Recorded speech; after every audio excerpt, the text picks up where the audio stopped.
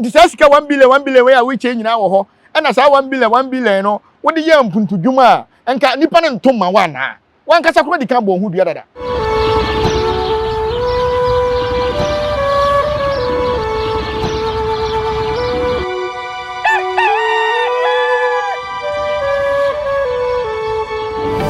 nyame adma me de yanim ya no na wo mo kọ abatro so Kennedy okompre ko Agyapong Alhaji Mahmood Bawumia akoto afiye wosei na yewra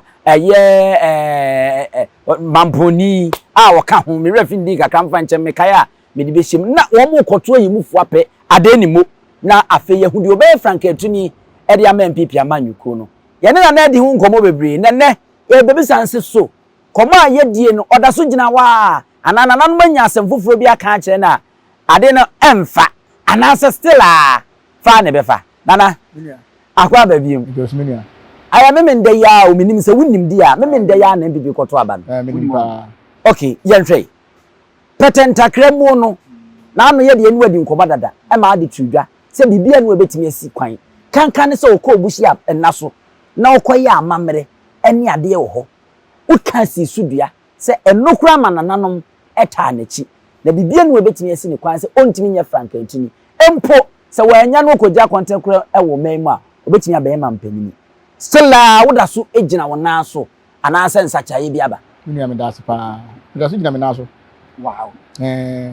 se bi nananom mtuntesu nsamfo mo ketrema emfa na Nyankopon kura ka se obi a osofu tudadiem sa na chi no mfata Nyankopon ahenie nti Kennedy de okọ bibia nsesai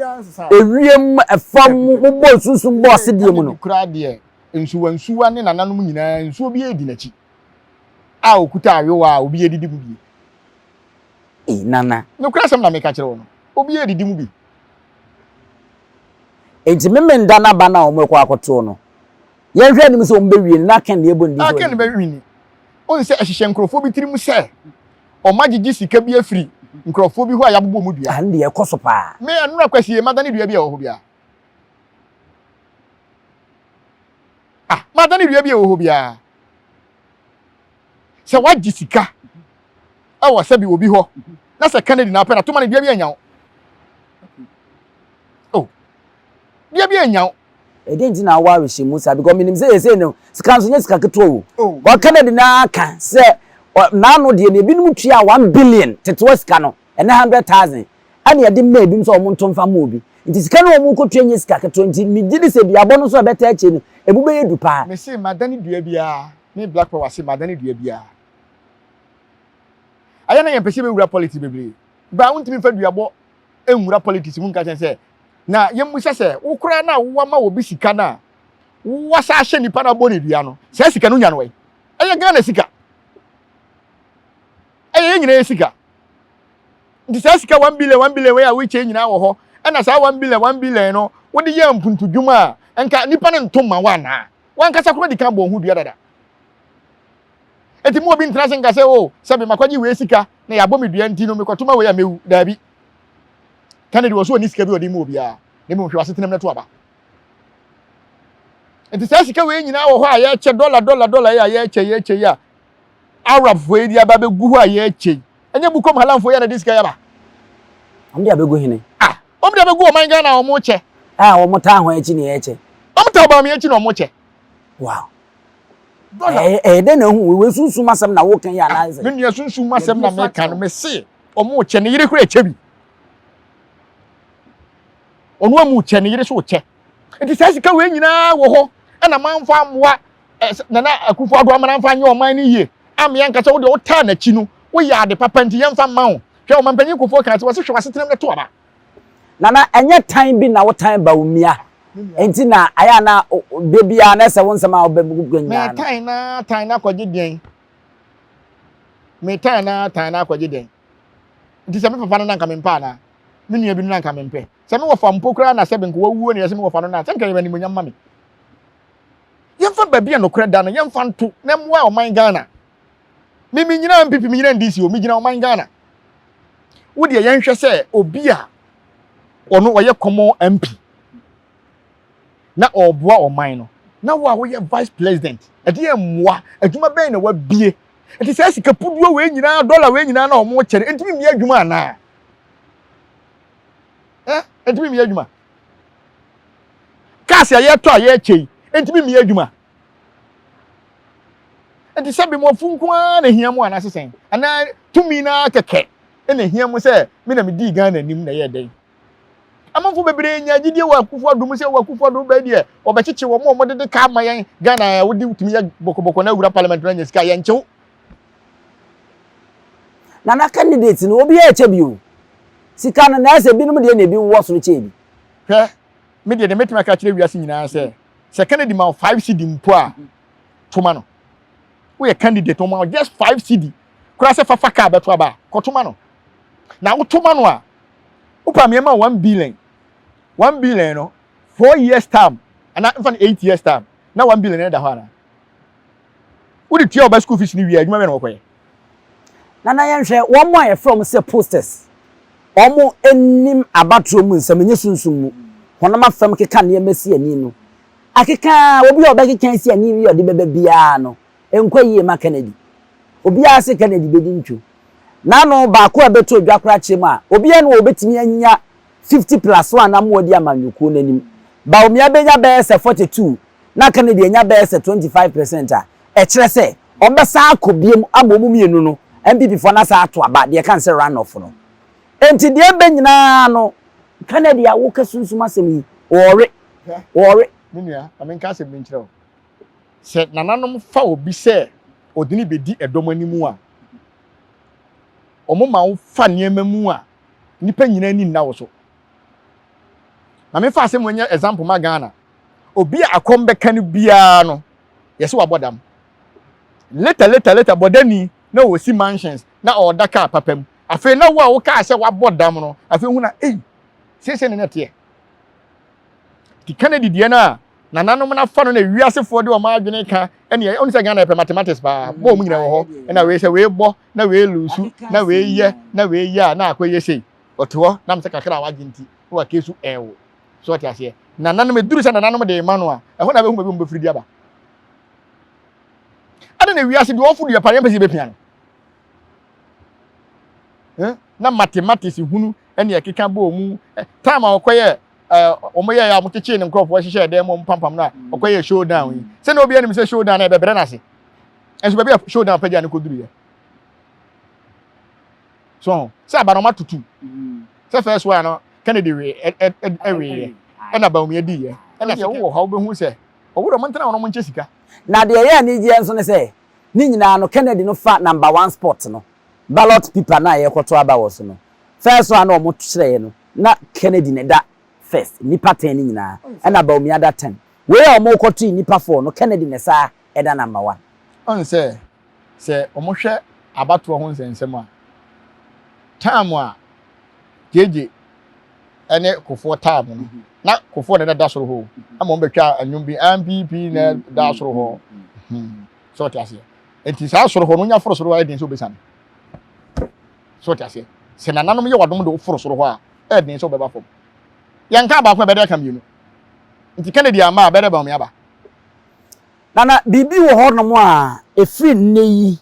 ena kakra bi aka yanim no mo koto aba no memenda no e wo se Kennedy ye no de ka akire kura na se ni bibi aye biem de nananom be bia ya wie de na ha candidate fo ne se ya gisika ya boyedua me se na dane uni upa sikara wagene men to na hweso bewu a sa ma gisika koto na bodua gu so no wa dane se ma dane ta dua na firi ho dua bia anya adwuma biem na Kennedy wunim nana minua de ma minim Kennedy ye ensa gu na okogu kofre nananom no ana ama maboso mo so asole bie ana ba bi obekọ bia no na asuo ni a ahonhom nyina di nachi efi se ye hyase a na ye beje ho agentwere pesunsum ni wo ma be ye omo kotu komo aye die ne nam so ama Kennedy afre wa na wabo wabo no a onfre me na wanso ntu kan ko no de me kwa he na me petro nkra me obi enti enne no me ne mahwefo epesi ehu e de poti nti ana nananom free say Kennedy any the right person was with MPP amanyuko nanim na 2024 was I really the president minua me dase die nananom pese Kennedy di oman Ghana anim nyina ne se boni a ekoso ano odi wobegye di se ye nkrofo yi bia kofefa malamfo ne asofofo a omumfiri Ghana abehhehye dem for sacrifice na se bi woni wobani ho ana wonche oban fa ne sacrifice na enkwala omumfa mada emema omumfa mada ne ma omumfa mema da ene apemfo enam de beye mo sacrifice me na me ka kire ta ba fia we no na ne 2024 de ne se ne be hu me nua eniema ekoso wo wiase ene na eye nananom abufu no se die ntina wo se o man Ghana afa de ya dana wudifo ewo man Ghana na ko man Ghana de obi ate edin na nka osore na yenhwe wo mo a bukom halamfo yi a awrapfo yo mo di sika ye bai e de ayonkofa na Ghana ene wo mo wo o man ni mo ya din na ye pebosia akora ma yen ndi sa sika we na mo so aba no mo so aba se ye fanye dai e de na yen fa sika ne nye na no ye no krampa so mo di sika bi abasa sika bi aba wo mo che ye musa se ye wura ba omia Ghana busumi bi etua na kase wo man Ghana ti sa sika ya wo che bebrebe na katua betima chara sani amano na wo se Ghana ye hwe o because hwe wakatua ye se me makatua busumi me 2 million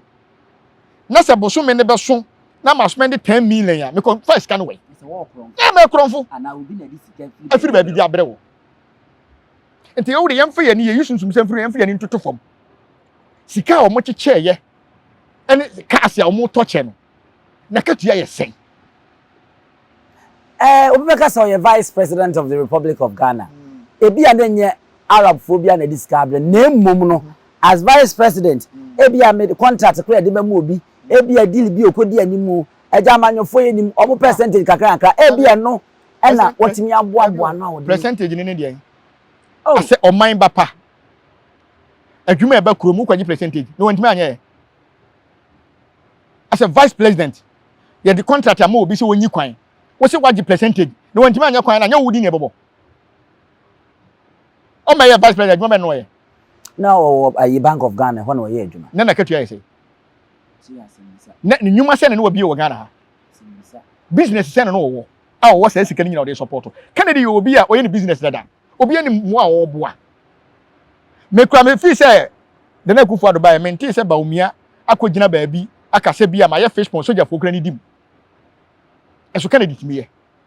nti wono no ye vice president no de na wo ya bo o man nti se Kennedy modern bo a wo bo enyuma wo bi ni ade enna ma Ghana fo ho unim se tete na nanom na pa adwuma ma man wiasefo ye ena amanyofo mo se mbabo ade a na nanom agye omo ho me kakra ese ahemfo kura omo nyam puntudwuma biem komla leba ahemfo nko biem first na nanom na yam puntudwuma nyina wo man Ghana ani wiase nyina ena amanyofo mo se mbabo ade a ye de ama monye na emom na nanom atena se ehun se da bi onu kura no ye MP keke wonye minister wonye hwe wonye vice president ensusu no onu no sika nko betimi da hwe na yere ne namba na busua no wode hwe man o man Ghana de a ade na sa nipa we yam wa no nana de kura no se yenkoto aba no minda ne wi na Kennedy enya ade na obey wanya die emani nya eye wo mo ehye wo mutirim se o magi sika na emom ye boni dua ya boni dua nti ono aboni dua bekunu no se wo yi sa adwene free mu a eye so easy se Kennedy benya eno so de oso wadane se dia o madane tina se ye rest assure se Kennedy ni benya se yes se obi se wagi sika na wanto a ma de wagi sika wono ho na ye to aba we wie na just na wotwe mienu ni tiye ne yampo na se wokọ baabi na se ka chense duabọ na anya na onfa me kọ manhia nana ede apaso ede atoso o se obi se na wono aboni dua wajiska wanto amano na se uti power o se fa no ko tumfo sanse won na se wadane enti wadane dia wa wajiska ya mo obodua bia se kotoma asemasi ana bi no wo se toma Kennedy na atoma Kennedy bia ne ntimi nyohwe enya za sanate because we ase yesi obi ya meka ne dibire na ade ba ko ya mani gisem e wa aba na omo tu ne mu ni se afi se Kennedy ko gu nsa no e ma na nanum nyina di na chi no omo pre no yam musa se asem papa ben no obi aka se oba ya magana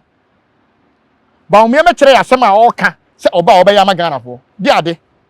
campaign message ben no da magana fo bibia ani ni tirimu biem cheska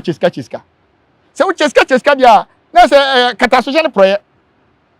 wo hye obi se onyi sika no wo mahu dua se sa ne ma na twam wo nim se first ne nim sika MPJ ye nim sika minister je ene ye nim ni nyina wo bosom ya katua ye nim ni nyina wo nim se masua bibia firi abanyofo ho se asem bi ba parliament na se ye pese ye koye kwan enti ye nto abade a ye se wo we de e ma so ye se ye agi sika de ato MP ka se ama MP de ye se ye omubotom kwa na omodwen Kennedy wini a obetimi wini 2024 abaye mampanyin o Ghana. Oh minua ehọ de ye wie ho. Se Baumia wini obetimi abaye mampanyin 2024 de ama Ghana. Se Baumia wini a ena de bukom halamfo ne beba. Obetimi abedi awini 2024 no. Se Baumia wini nyambo asate de a. 2024 no obetimi adi nkunim se president. Afidi omo ye de MPP ne befa. Okay, 2024 abana ye koto. Ande ye MPP de hokle. So wasa aka. Ande de hokle se obebe bia na MPP ne befa. Okay. Nemomba umwe ni dia Boko Haram beba Ghana. Anya omaji kuro na satan na betu akotena Burkina no. Kennedy wini dia no Boko Haram. But obese di 2024. Boko Haram fo ne yankofo bia omo ye smart. And on say Ghana yakonwa no Muslim bia nida. Omo ye sabe omo ye nkramofo friends omo ye not na nyina na omo kwa asore. So enti we na be ye advantage ama Boko Haram fo because ye nyina say ya Arab fo. Na se onya wini wie na oba. Ne yanko Muslim aba oba na opam no. Na wadwen nko so bebre because nipa no kwa so na na eko unim se yeho afo se onye yeho ani na akopɛ dwuma on the shop kra on fawo saa na kramoni so be fa ne yon kramoni romani be fa ne yon romani yes wo hu se adwuma na bene ne so se o mama asɔre na ye tribalism so enti se onu nyam ba se kima buko mahalamfo no on be fa 70% no me 30% amaye saa no mai Nigeria ana medasi pa Ghana for hwe wanim memendei any 2024 yebesi bia anso yebesa aba yegidi se yeba anso abebi opona mai epono ne yantumo medase because yesi ye ko amagana na unim se secret bi wo ho de ma MPP fo mpanyimfo ni nyina suro Kennedy ni se wo wadi sika bi obachi wo jeje tam no bi se ba wo unim se Ghana ehia obi na ni adin a wo pay justice ena otima fa Ghana na kan bia anso ye ba ye hu ene edin no enti wunyini se nanado ka bia ya be beche wo nyame memu na corruption ni ade ene wo mo diska oh I know the energy hwe enye wunyini se sana wo hwe obi action a wo de yan hwe MP ben na etima kase tie o mampanyi bi da isa Kennedy obo na adwena kire wo so kasi hwe obi o ye business bia me da bia meka se obabi ko sua adwuma bi a wo panka mani njai na pebosia mani nye business onya 90 years obetima business and the business e fun ba obi be kokosua me esi adwuma within 50 years 60 years won't me foro so nkoto blog abrosan bada na wafo won't me mfo satan na adwuma de nyina ya de abawie nti obi a oye business bia na adwene tumirika obi oye business bia te so obi onu mu wi adwene tumirika e bia adwene mu ntentem nti no wokɔ or the business e ba na e bia adwene se nti sa ade we kura wo ho ne betimi de ya mo man no ho atɔ ne de a de nti na ye yesi so that obi oye business bia adwene dey etumlika o de anhwe Ghana ha omo sika e business businessman fon kwa na eye ti se obi di business e ba obi enwuma ma obi aya wo ha wo ne sen nti wo a wo ne kwapere adwuma be na wabie wo obi okay wo de emfa ne se obi amfa na adwuma mra ni emfa nche entoton sa account so de obetimi de sika akoto obi account ma nya wo de obi anche na adwuma okay ni emfa ma okay penfonso ka se bi o se ka da bi wo ha ye mfa nso nyame ye enkwa abo akere anya hwe no ka da bi de onim se mmere bi wo ne ko mo kwachi bi ya we nye nyame asem na nso nyame ye wo nso nyame ye de nyame nti da bi eti o su obisa ka da bi ene Kennedy o mo maka ne nso nyame ye hwan e na wo de be ma no ye de ye nta obi achi o ko obi anu onu ma me bank note e da ni fi anasem bank account da no butum wo ye ti se de na na e kana de wono na hu sunsun mu no wo kan de nyansapo no ti ni aba yenso ya be fa ya dwenche de afiri hade akọ ye so na yakọ nyame ya adom a de besie bi ya hyembo ebutuo edaneo ejino e be sa aba na ye na abedi nkomo na ehu de yakosi bidi ni abusia pani owusu adum ye ma mu nyina mo ne hwe mo fa somdue prepare enkoto aba no boko na mu wie a yenka say you MPP na akoto abe enye watimi waka me bia ye kokromuti kwose wodi sa nkurase ne yo na ebi ni mutwa ne ye de kwakere no munyan koche butu no tuni di na de opefama no ye wi a gina hodi ni enkai ni emfama ne hu se onipa na enya di nkuni munna mu ye nipa ba akofo ye mu ma entokwa mmoa mu wi amasa aka mo abom na motimi akoko 2024 no enye sa ade a enye obi ne kumantwi mo ma bye denti ni ebube ne brebe nse si ebube ebe ye de den kura preko enim sebe odwampopo bi esi kuro ni mu awase wadore sra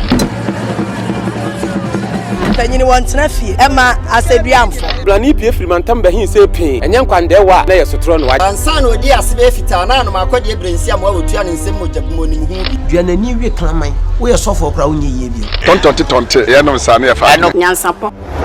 abon ntakra na mane yakese na ntakra abon ne de fanyinam kwatere kwa mada woro ma ntuma ye fe ni din de seyin ni din de obama akola wa no so pese utrimu usuma ense bratam the problem ne honhon hia na amerika sa sebe ka ya twani mu nyame nai ebu afaso enye de ya twani mu twa nyame sebedi akone be kwen bodi atwede na se kofi nro ne ya aben ntima nyina ni mu ampata na wo yade ya